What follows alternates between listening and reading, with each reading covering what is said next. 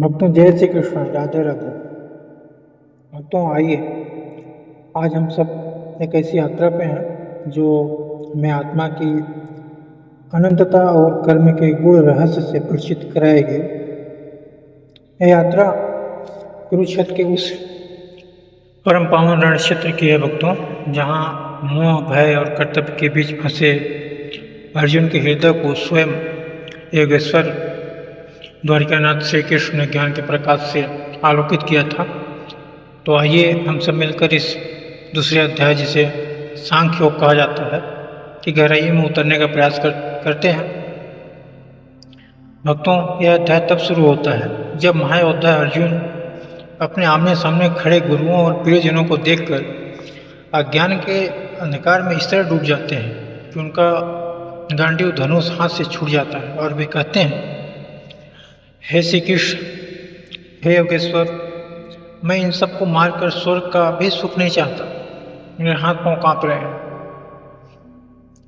अर्जुन की व्यथा देखकर श्री कृष्ण खुद स्वयं अपने आप में चिंतित हो जाते हैं।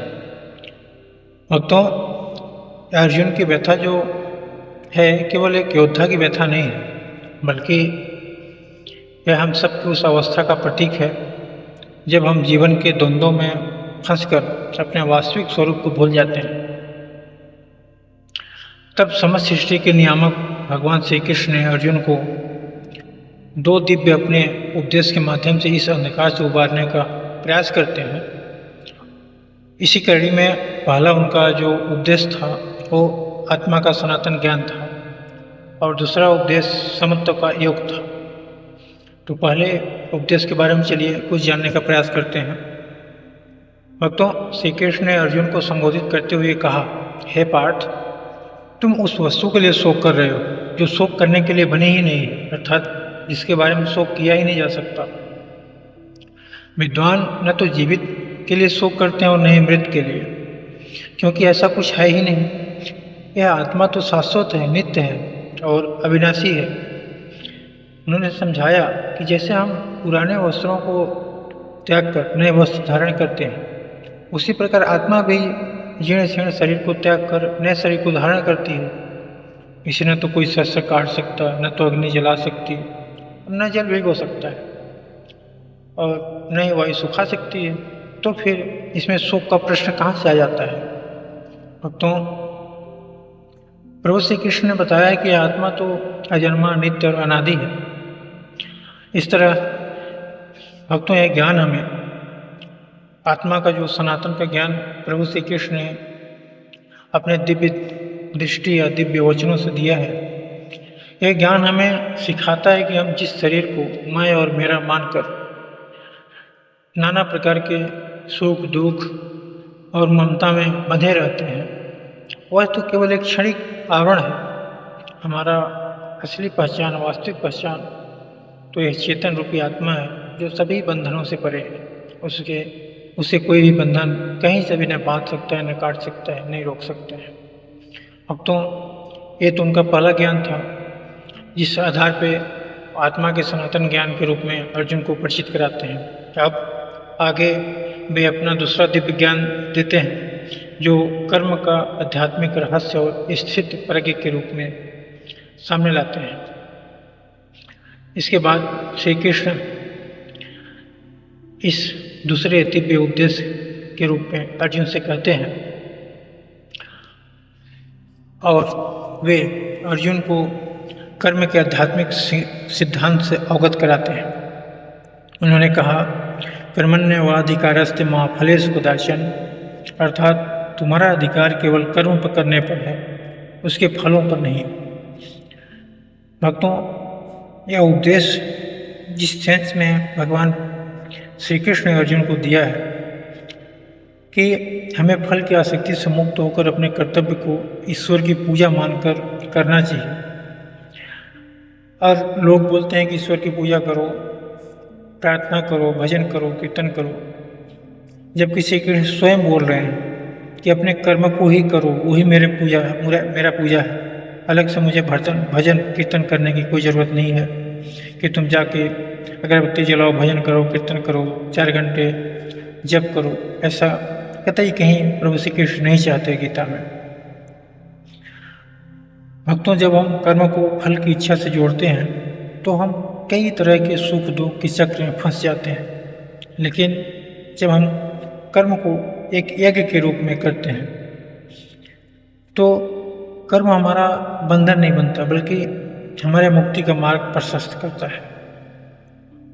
भक्तों, इस अध्याय में श्री कृष्ण ने स्थित प्रज्ञ की भी अलौकिक पहचान बताई है। स्थित प्रज्ञ वह साधक है, वह इंसान है जिसकी बुद्धि परमात्म तत्व अर्थात परमात्मा को समझकर उसी में स्थिर हो जाती है।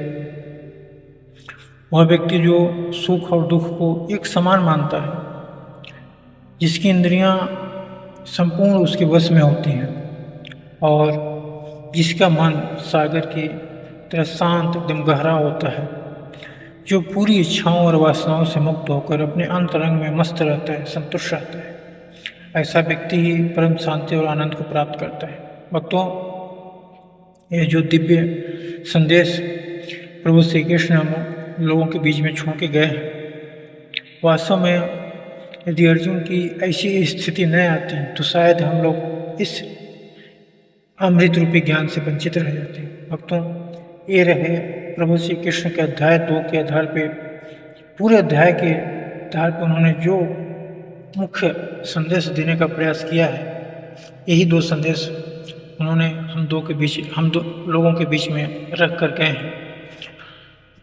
और जब आप इस संदेश को समझ जाते हैं तो गीता का दूसरे अध्याय का सार जब आप संक्षेप में देखना चाहते हैं इनको समझते हुए, तो यदि कुछ लाइनों में उन्हें समेट कर आप देखें तो हमें दिखता है कि हम अज्ञान के अंधकार को त्याग कर आत्मज्ञान के प्रकाश को अपनाएं और हम अपने आप को शरीर न मानें, क्योंकि हम शरीर नहीं हैं बल्कि अमर आत्मा हैं।